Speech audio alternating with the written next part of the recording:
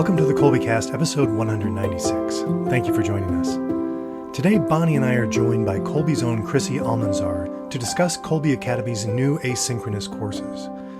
For families that are looking for a teacher-led course but want flexibility with scheduling and the ability to adapt the course for their student, we're introducing these asynchronous courses beginning in August of 2024. Listen in for more details of how these courses will work. We hope that you'll enjoy the show. Hi there, I'm Bonnie, Kolbe homeschooling mom of 4 lads and lasses, liturgical musician, popcorn, and podcast fanatic. And this is Stephen, homeschooling father of 5 and chief homeschooling officer for Kolbe Academy. Hi, Stephen. How's it going? Going very well. Everything's moving quickly, and just spent the week traveling back from visiting family. So yeah, it's exciting. Nice. We're recording this in February, which we've talked about February a few times, the challenges of it, but it's also when things start to happen really quickly and time speeds up even more quickly. How that's possible, I'm not really sure, because it felt like I was going very quickly already, but yes, here we are. Yes. So true. Yeah. We just finished up a run of performances of a play that one of my daughters was in, and it's neat to add to the family lore. So kind of getting a bit of a reentry for us here today. So yeah, happily we get to spend it with Chrissy Almanzar. Hi, Chrissy. Welcome back. Thank you. Thanks for having me back. I'm delighted to see you. It has been a good long while since you've been here with us on the Kolbecast, all the way back to episode 118. How have you been, and what's been going on? Well, we've been working hard on these new asynchronous offerings. So that's pretty much how I've been spending all my time. Okay. And homeschooling. I homeschool as well. So there's that. And what's the age range of your kiddos now? My oldest is 14 and my youngest is 4. So we've got 5 total, and we've got a preschooler, we've got a 2nd and a 3rd grader, and then a 6th and an 8th grader. Okay. Wow. Everybody's going. See, the time is going faster and faster. Okay. So yes, our topic today, we're shining a spotlight on one of Kolbe's 3 ways to educate, as we like to say, and that would be our asynchronous option. First of all, let's start with a definition. Tell us, what does asynchronous mean? Well, asynchronous means basically not occurring at the same time. So that refers to the self-paced element of the asynchronous courses, meaning that students can enroll in the courses at any time. They can work through the content at their own pace. They can, take extra time with it, or they can work ahead with it. So it basically refers to the fact that there's no required live class meeting each week. Okay, so we're going to get into some of the many benefits of this particular type of offering that Kolbe has for families, and why families might choose this option. We're also going to talk about the digital homeschool format. So how about we start with some of those reasons that people choose the option, that the asynchronous courses. What do you find? Is there a common thread there, or lots of reasons, I imagine? Yeah. So the asynchronous courses, they're self-paced. So the student is able to kind of determine the pacing that they need. But they're also teacher-led in that the coursework is determined, the workload is established, the teaching is provided in recorded content, and all of the grading is provided. And this is one of the differences between these new asynchronous courses and our current self-paced formats. Okay.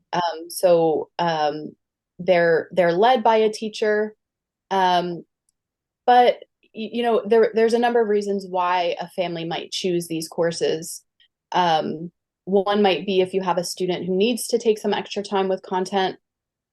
One might be a student who really wants to work ahead and doesn't want to work at the pace. Maybe a quote unquote regular pace is too slow for them.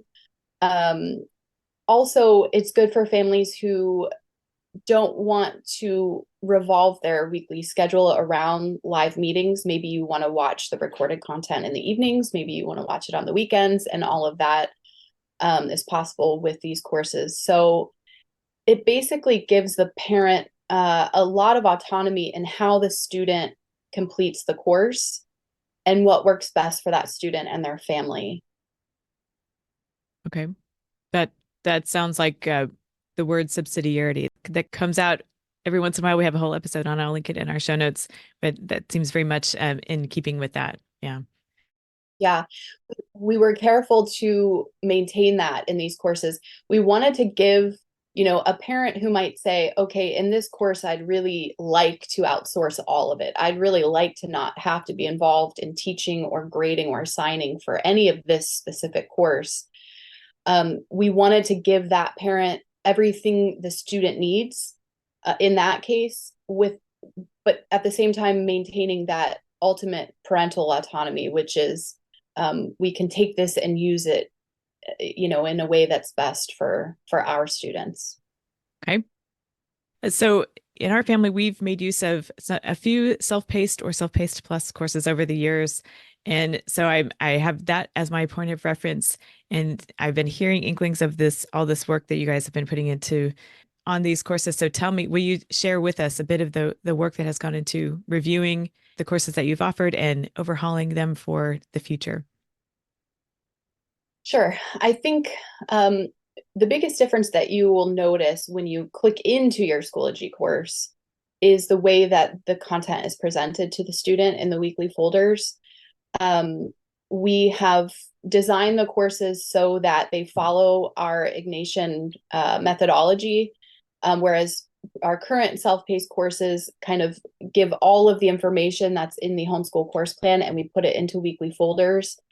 In some cases that workload is manageable. In some cases it's not very reasonable. And so there was a great responsibility in some of these courses on the primary educator to determine what the student really should be doing, and what are the things that they could leave undone. In our new asynchronous courses, we've had all of that. We've had our teachers kind of develop all of these assignments with that workload in mind, a manageable workload. And so when you see the course, you'll see assignments that we've pulled out based on our homeschool course plans. And all of them are there because we think they're useful in mastering the content, but we've streamlined it in a way that it's kind of devoid of any extra things that maybe could be left undone. We have also a regular set of activity each week. So the student and the primary educator always know what the next week is going to look like. It's a set of activities that repeats itself week after week. And then, of course, we have occasionally major assignments that will pop in that you see them ahead of time, but that's the chapter test or the essay that's assigned or things like that. But for the most part, the regular set of activities is determined and it just repeats. So I think that's probably the biggest difference in actually taking the course, is that it's very streamlined, and it's set up to give the student as much practice as they might need without requiring them to do more than they actually need. So that's one of the differences, one of the improvements. We've also developed assignments that give the teacher a better idea of the student's growth and knowledge, which currently, in Self-Paced Plus, the teacher does really just a handful of grading. And so it's not very easy for the teacher to guide students through the content because they don't really see how much the student is learning or where exactly they may be struggling. Now the courses are designed to take the student from point A to point B. And if the primary educator wants to be really hands-off, they can be. It's all provided in the courses on Schoology. And that's what we mean by it's full service. It's as the current format stands, it's not really full service. there's a great responsibility on the primary educator for assigning work. And then also most of the grading is done by the primary educator, unless you're in self-paced, and then all of it is done by the primary educator. So these courses are designed to take the student through the course. The teacher sees a variety of formative and summative work from the student. So then the teacher has a good idea as to how to guide the student if that student needs extra interaction with the teacher. So that's one of the other things we've been working on. We have updated some of our recorded content with the goal that eventually we'll get to all of it. But for the most part, our work this year has been on creating courses that take the student through the mastery of the content so that the primary educator can be very hands-off if they want. That sounds great. Yeah, for me, it's very exciting because here at Kolbe, we consider all of our students homeschooling students. And since we're, at least in this room here, we're all homeschoolers. So it's kind of then looking at what does the parent need to homeschool well? What level of help do they need? And we have a broad spectrum, but this is filling in some of the gaps, I think, that at least we were seeing, because short of, we can't take your kids out of your home and make sure they're sitting there doing your school, which they would do in a brick and mortar. You have to send them to a brick and mortar school if you're going to do that.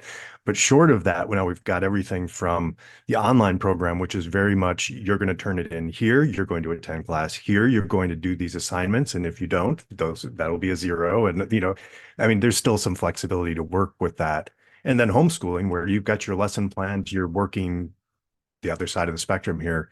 You're in complete control. You want to switch out assignments, you want to switch out books, you can do all of that, and we can accommodate all of that. But what do you do? Like Chrissy was saying, when you want somebody to just like, I can't grade this. This is, I'm not ready for this high school science course. I don't know that I want to tackle the Iliad and the Odyssey. I haven't read those, and I don't think I can do that justice. Well, I need somebody to actually look at those. I don't feel like I want to take that on. And again, I probably should just have a recorded thing about my wife talking about the homeschooling parent as the general contractor. But this is, again, just always fits in with me that the parent can decide, how much help do I want? And asynchronous, I think, kind of fits in that, where you can get some extra content. You can get a teacher who's going to be able to answer questions, who's going to look at those assignments. And Chrissy has arranged everything, so now the parent isn't having to go through and sort through and do those. She can, or he can delegate to the teacher to do that. And I like that clear delegation, like you mentioned, Bonnie, that subsidiarity, giving that responsibility to somebody else, delegated as the general contractor, saying, I want you to do this for me. And I think the asynchronous makes that more clear, what responsibility is being delegated. So as a parent, you still have to get your kids to sit down and do the work and make sure they're organized and they're moving along, but the teacher can help with all of that other stuff. Did I get that right, Chrissy? Yeah. Something I've heard some questions about already are, will I have as much flexibility as I've had with self-paced or self-paced plus? And the answer is yes. With these new courses, everything that was possible with self-paced or self-paced plus is still possible with asynchronous. So we've divided up the coursework into minor coursework and major coursework. And the major coursework is what would need to be submitted in order for the teacher to submit a grade. The minor coursework, it's there because it's useful, but the parent ultimately can say, you know what, I don't usually have my son or daughter do these kinds of assignments, and we'd prefer to not do that one. That's within their authority to do that. Within the asynchronous courses, they have the authority to say, like, we're going to skip out on that one, or we really like to do this kind of project in this course, and so we're going to do that at home and skip what's assigned. That's still possible. Like I said, we try to give what they might need, but that doesn't mean they have to do it all. The parent is still very much the primary educator and makes decisions based on what the student needs. And that's just built into these courses. So I have a student who just does everything quickly. She works very quickly. She has a hard time in like heavy reading based courses because she doesn't want to read as slowly as the course may be telling her to read. And I remember talking with my husband about this, like, should we force her to slow down? And because maybe it's good for her to try something different. And ultimately we talked about it and we were just like, you know what, no, it's reading, just let her read.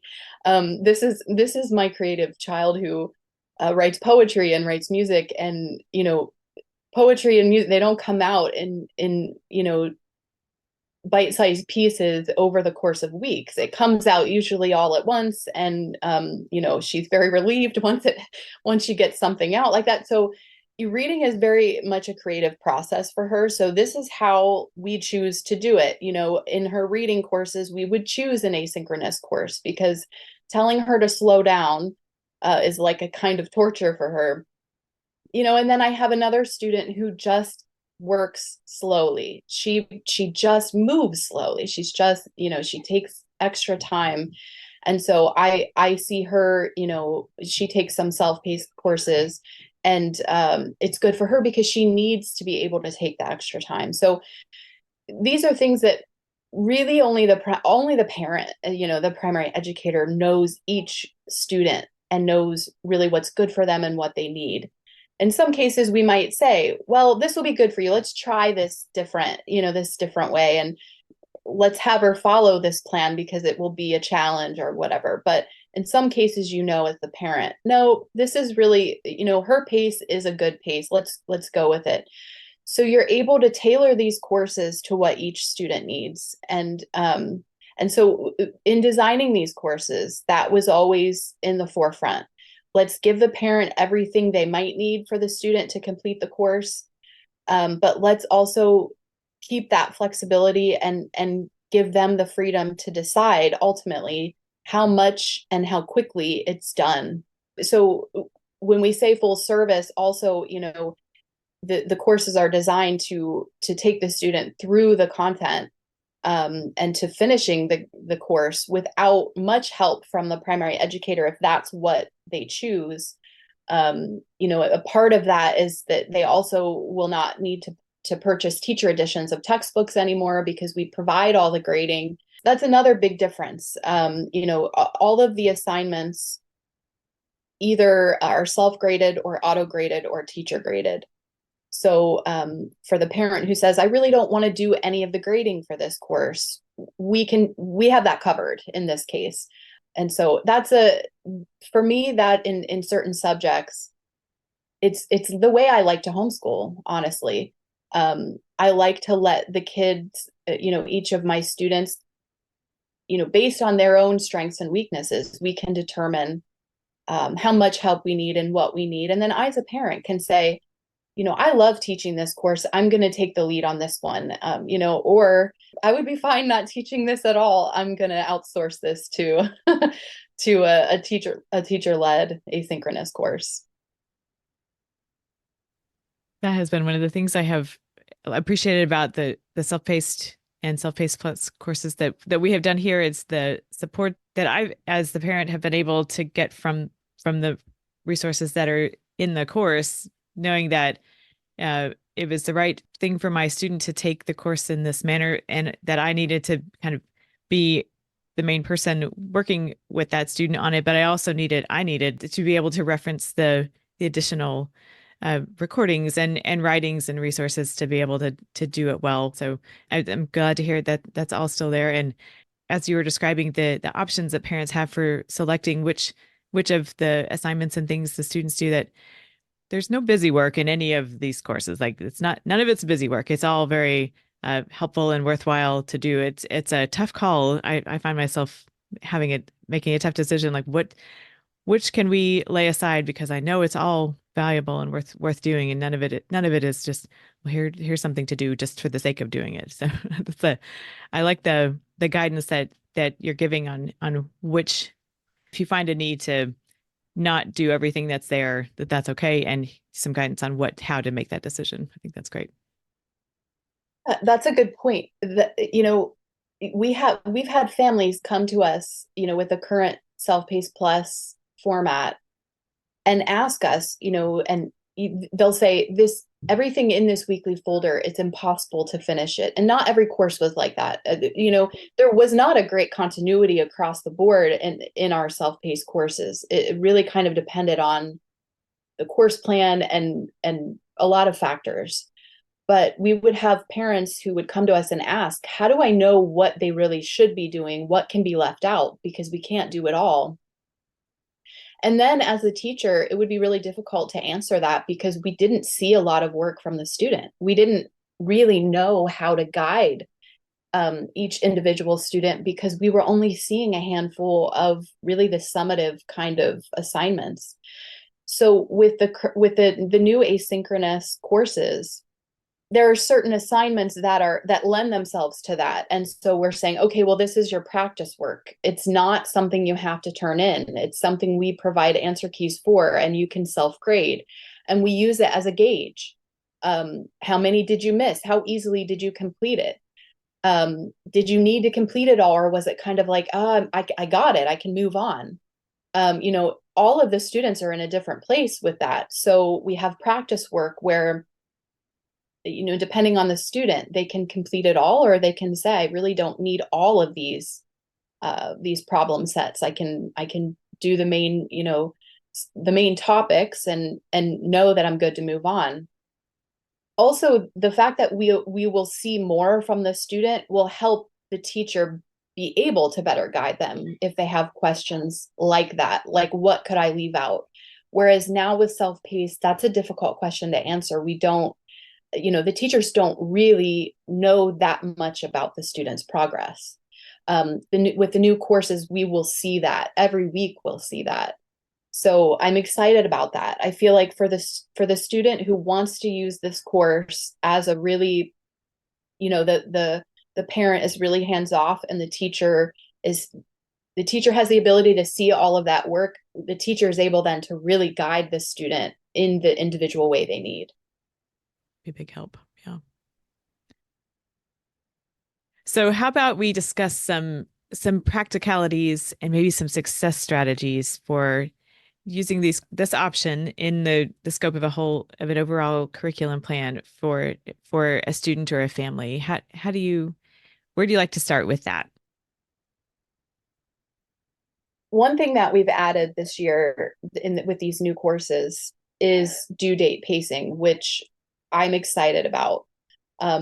I think one of the weaknesses of our current format is that it's really difficult to add in any accountability. The primary educator has to be really involved and on top of everything weekly.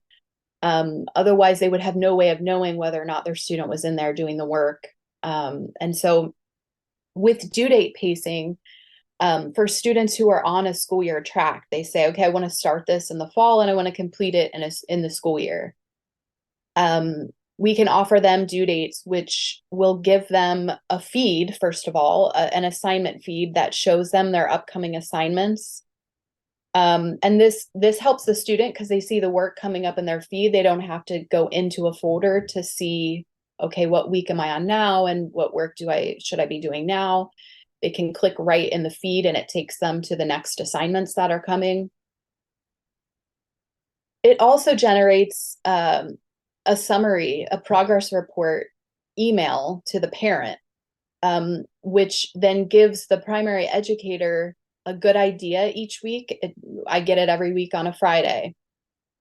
So due date pacing then will notify the primary educator in these emails, and they'll see whether or not the student has any overdue work, which overdue work in asynchronous doesn't really mean anything. All it indicates is that the student may not be on track.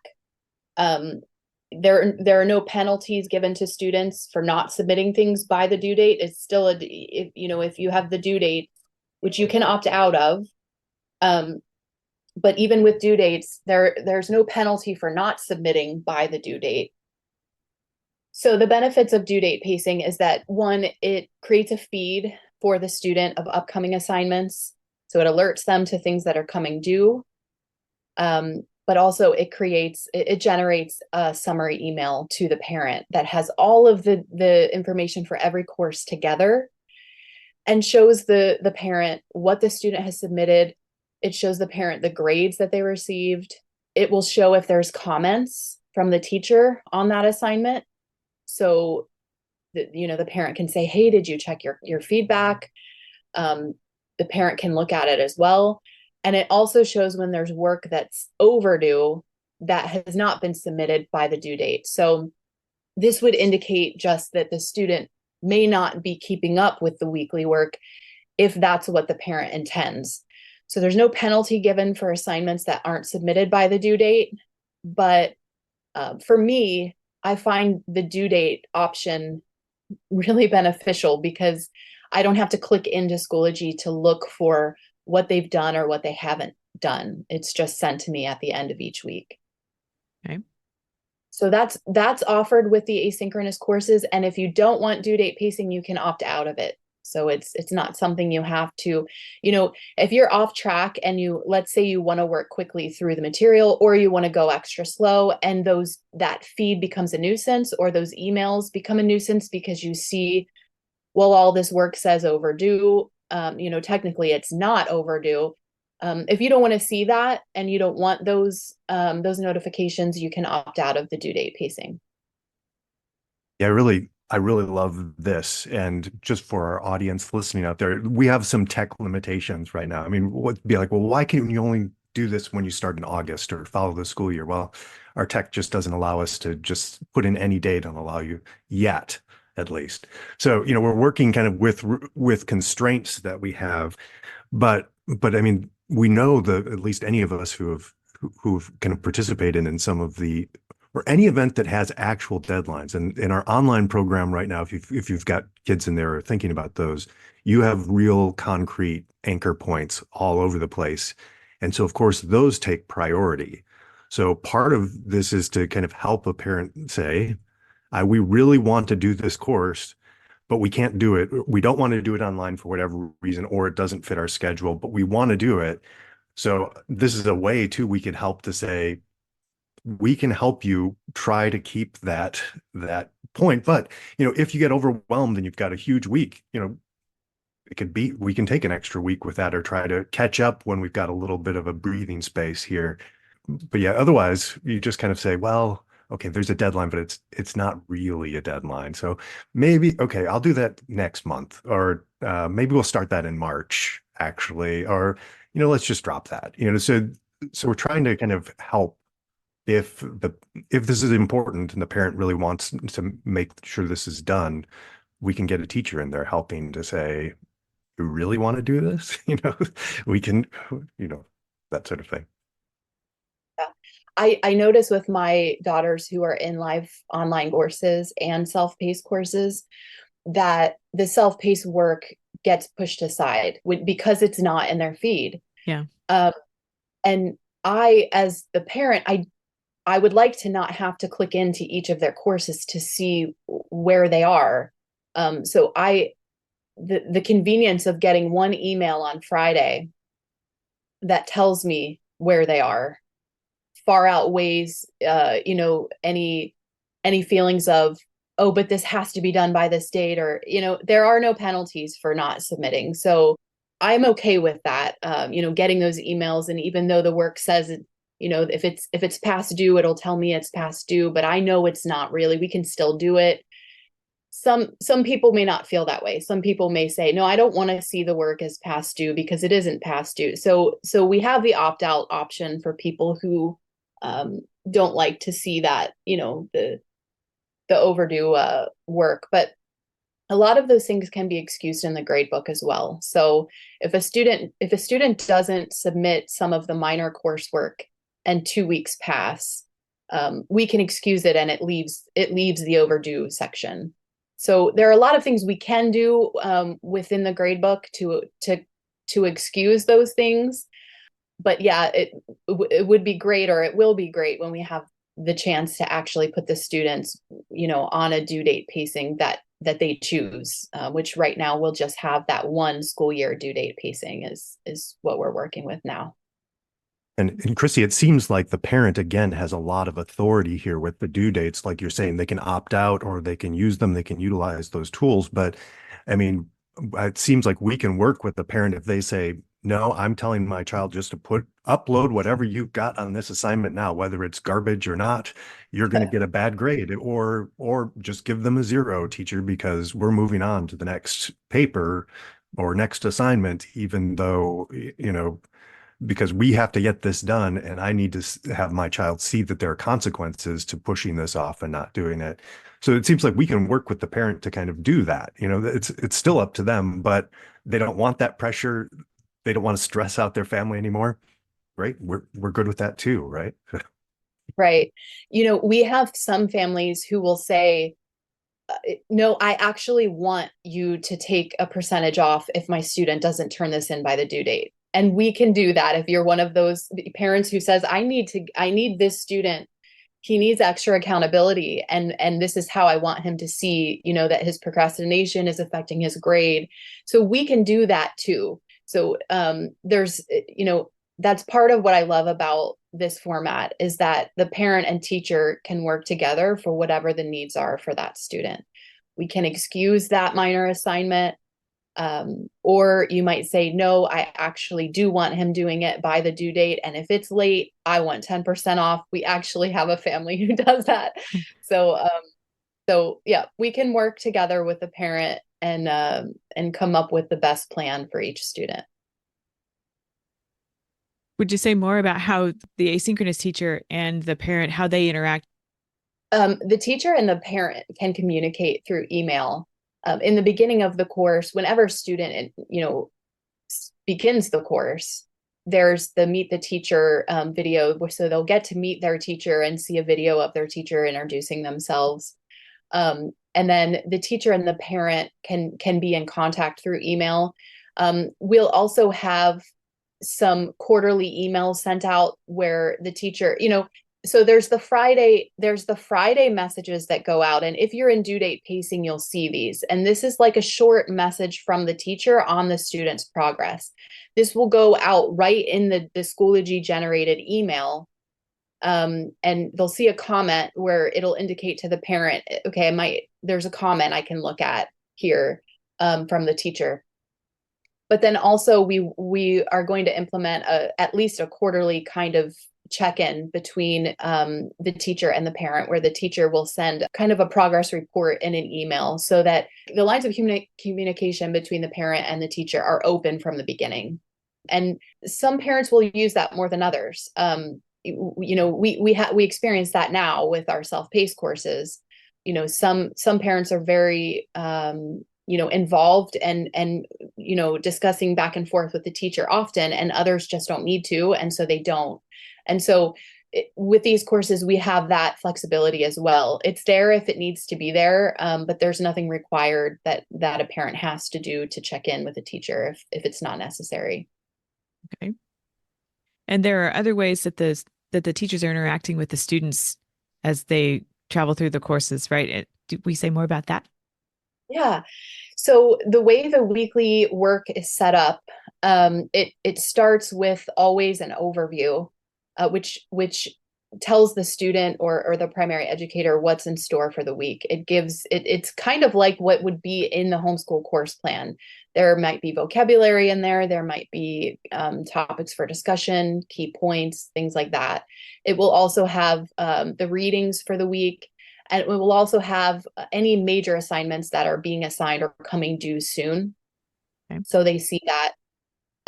After that would be the recorded content. And if it's a humanities course, there would be some reading that should be done before watching the recorded content. Some of the courses that might not be necessary, but that's when the student would watch the recorded content. And then after that is the practice work. So the practice work is any book work, problem sets, study guide questions, all of those kinds of homework questions are assigned for the student. And any assignment with practice in the title indicates that it's non-submittable. So there's nothing to submit here. All of the practice work is presented with an answer key provided below it. So when the student is done with the practice work, they can self-grade the work that they've done. And depending on the student, depending on the age and the maturity of the student, the primary educator might want to be involved in that, because this is where they would determine, okay, do we need to do all of this? Or is this more than you really need? Or how did you do on your last, on your grades last week? Maybe you need to be doing all of this practice work. Also to check up on how well they're doing, how easily they're able to complete it. Because the practice work is not something the teacher sees, it's something that we'll ask students to report to us on in the discussion board that comes after it.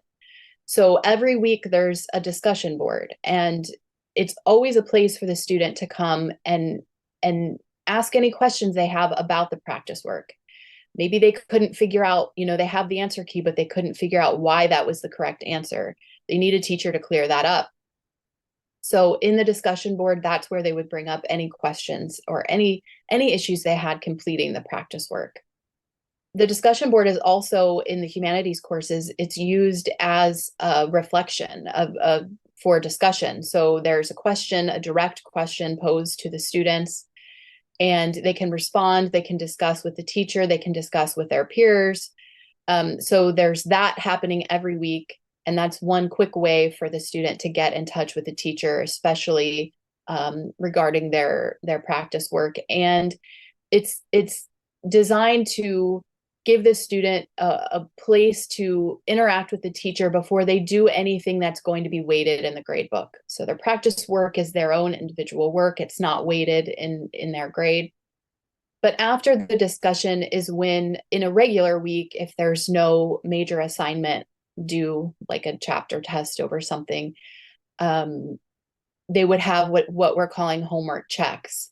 So the homework check, anything with check in the title, indicates that it is teacher reviewed. It does get weighted in the grade book.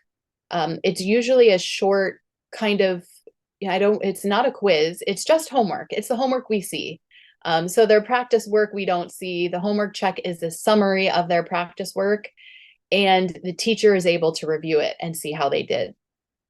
So we want them to come and interact with the teacher if they had any issues before they do that homework check.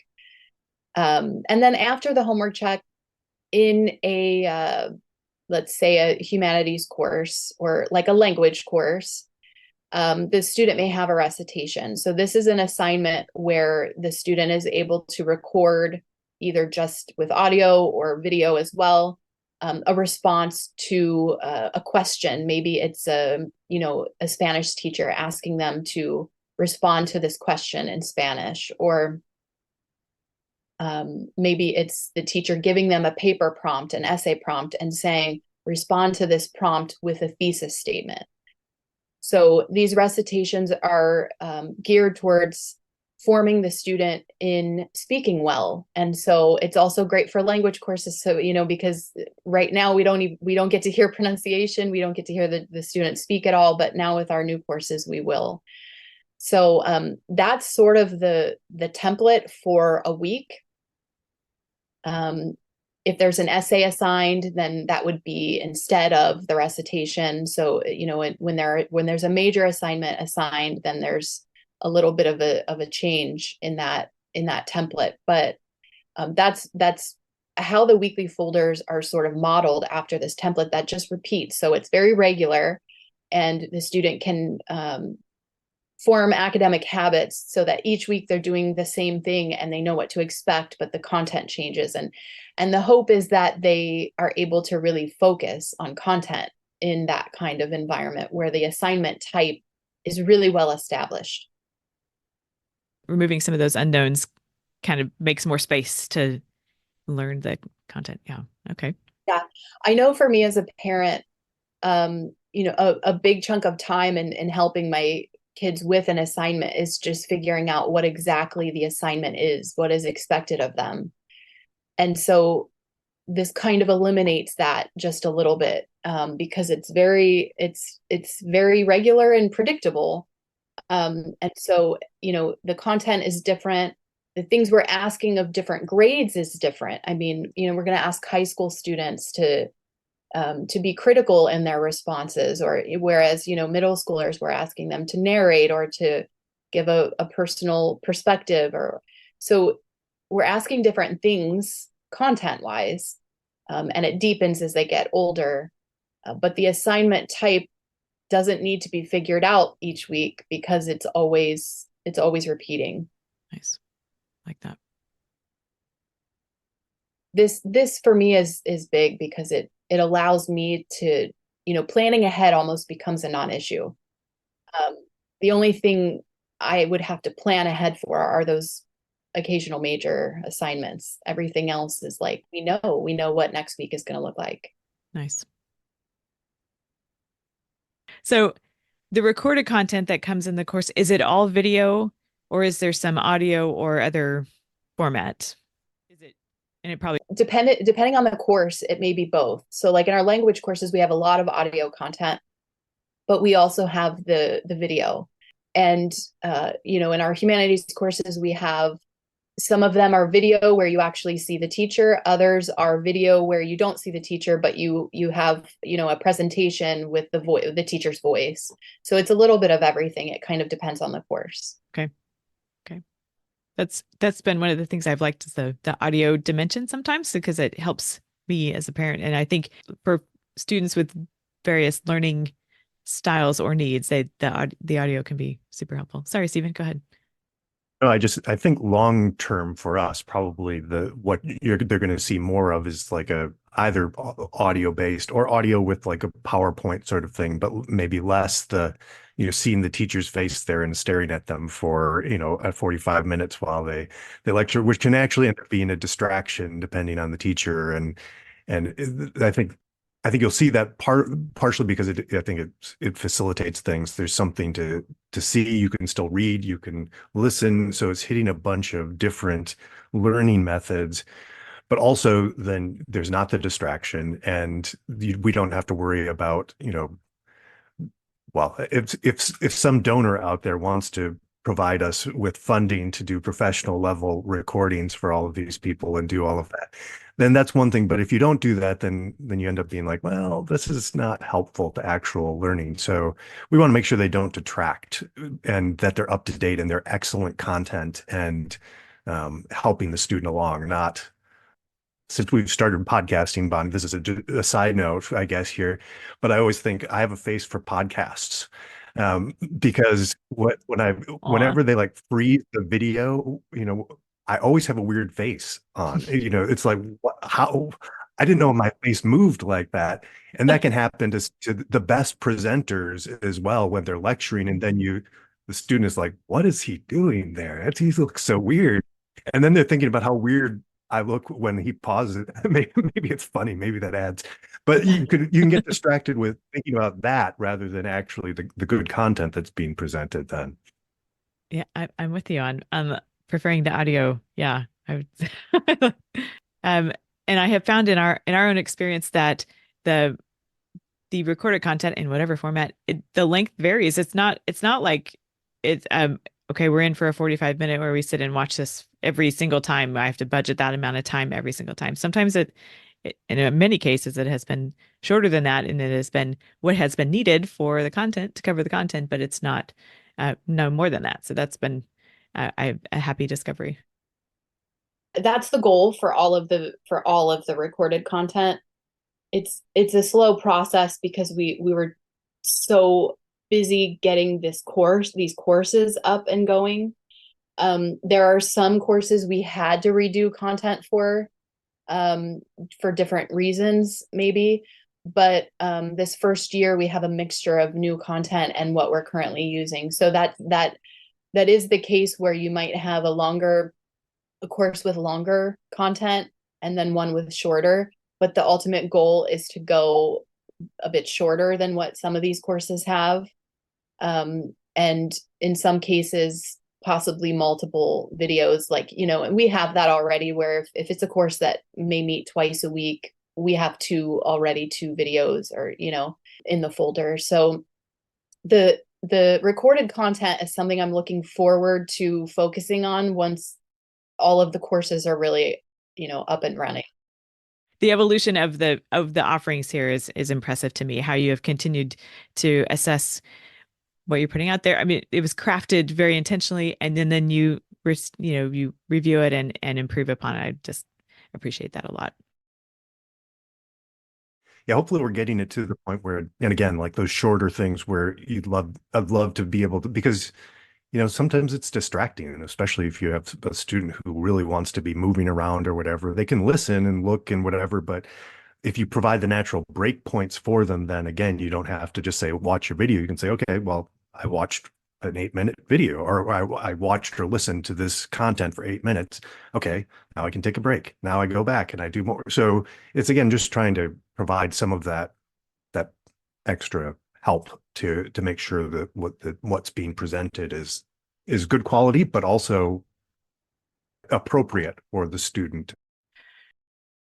So either as a parent of someone using these types of courses or as the designer and coordinator of many of them, what would you suggest to families if they are going to make use of any number of asynchronous courses in the context of their whole overall? Do you have a vision of best setup for making all that come together? In that case, I really recommend the due dates. I mean, that's the most obvious way to keep it in mind, and to see what's a workable and manageable load for that course, is to have the due dates, because they'll show up in the feed, and then the parent sees what the student's done or not done. The success I've had with self-paced courses without due dates only comes from just me taking initiative to say, we do this on these days and we do that. I mean, and that's not always easy to keep up with without the reminders, especially when you're in courses where you are getting reminders. So that's the difficulty. I mean, that's one of the things we've added to try to help with accountability, to help students successfully complete these courses, is this due date option. So I would recommend that, especially since it's so flexible, meaning that you're not going to get penalties for not submitting by the due date. And so for me, I have nothing to lose. I'm going to opt into the due dates. That makes sense. And we have tried various iterations of, okay, we've got this online course schedule.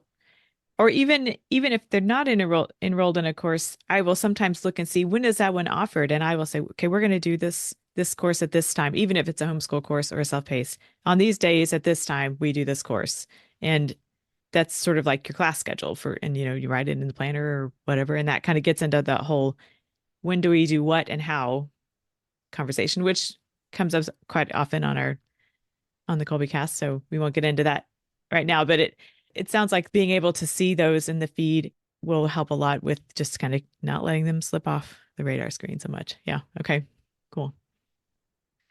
Something else to add to that is that even if you opt out of due dates, the way that the courses are presented, it will be easier to administer them because it's so repetitive. So when we talk about parental involvement and what might be needed from the primary educator in these courses, it's going to vary greatly with the student and what the student needs. But we've come up with this, you at the very least should ask your student the 3 C's. And the 3 C's are, did you complete your coursework? And coursework always means the same thing. It's the contents in the weekly folder, and it's always the same set of activities. So did you complete your coursework? Did you get clarification from the teacher if you needed it in that discussion board? And how did you do on your homework check? So that without the primary educator even needing to see the Schoology course, they can at least ask these questions of the student and get an idea of how well the student understood that week's content.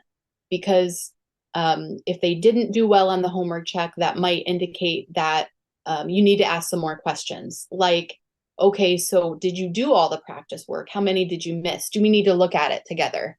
And did you get the clarification? Did the teacher really help? Did you get your question answered, or do we need to reach out and get more clarification? So even if you opt out of the due dates, it will be easier for the primary educator to administer and know what's happening, because it's such regular terminology. It's like your coursework, your clarification, and your homework check. With the exception of any major assignments that might come due, that is the weekly work for the student.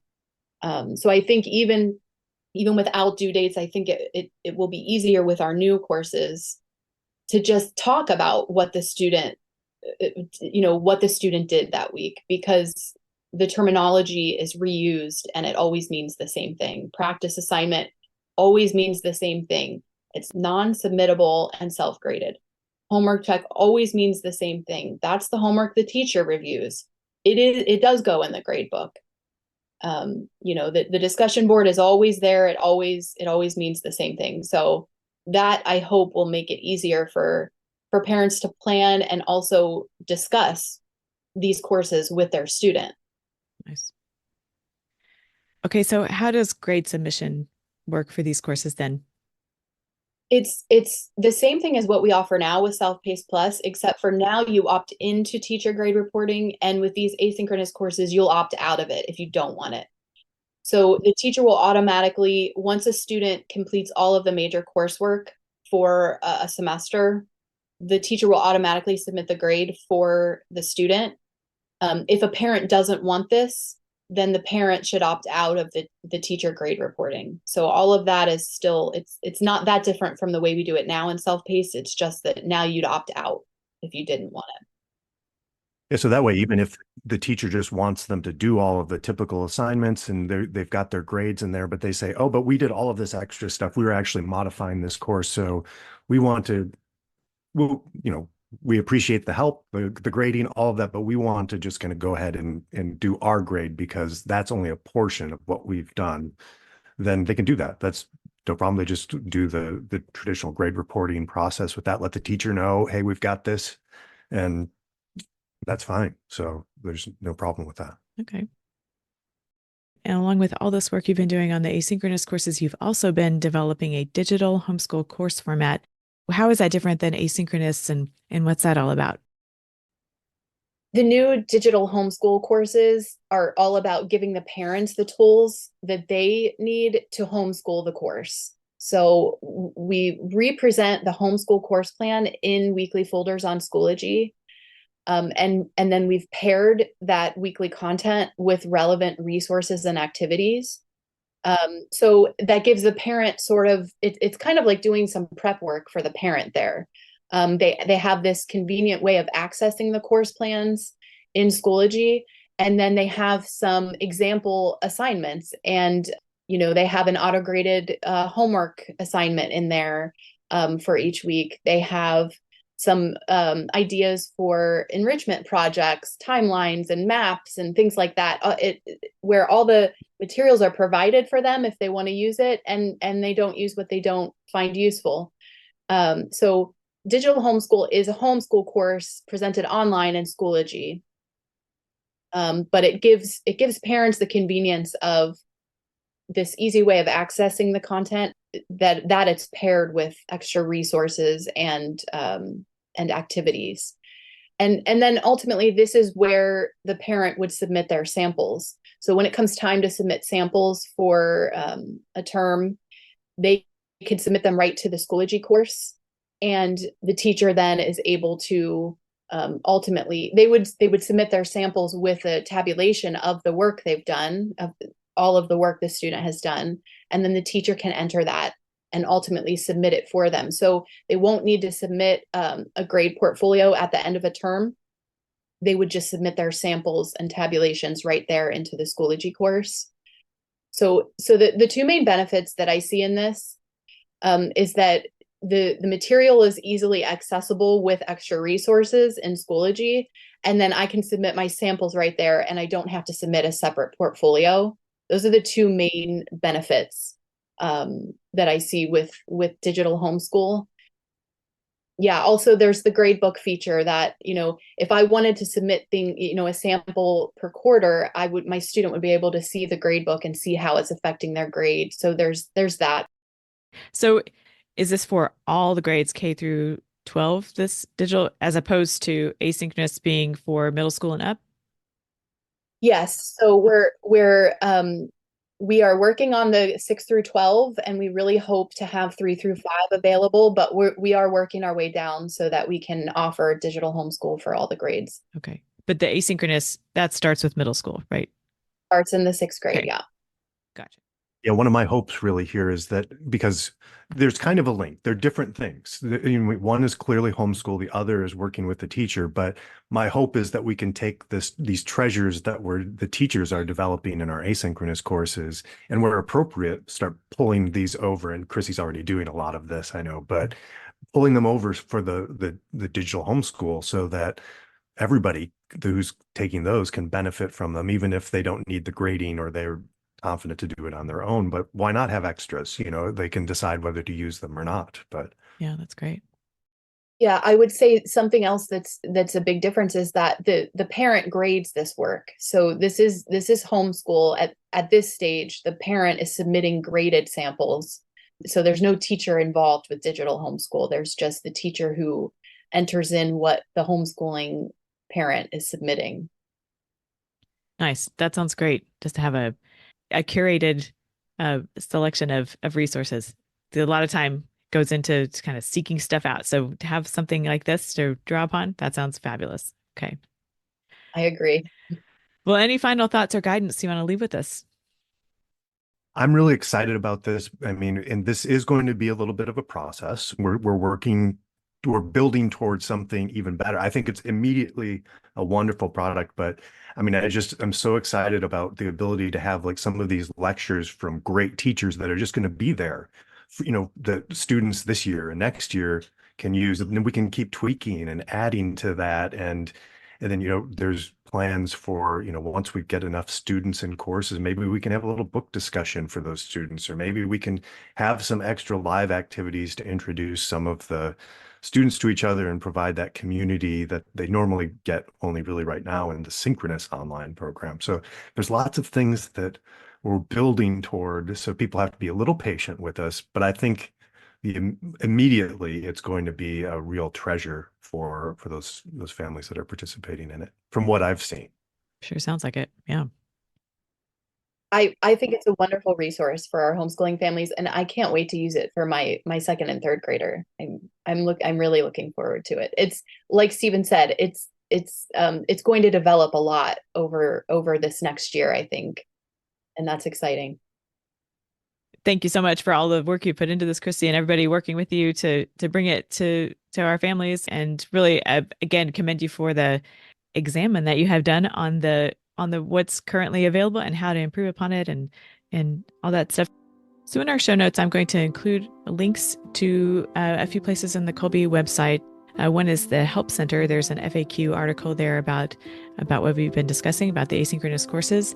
So I'll link that, as well as the page describing the asynchronous courses in a little more detail for more information there. Chrissy, it's always a pleasure to get to visit with you. Lots of great stuff to come, building upon a really great treasure. And thank you so much for coming to tell us about it today and all of the work you've been doing. Thank you, Bonnie. Subscribe to the Kolbecast on your favorite podcast app so that you don't miss an episode. And let us know how we're doing by leaving a rating or a review. And as always, feel free to email us at podcast@kolbe.org. Mary, our Mother, pray for us. St. Maximilian Kolbe, St. Ignatius of Loyola, holy saints and angels, pray for us. Ad maiorem Dei gloriam.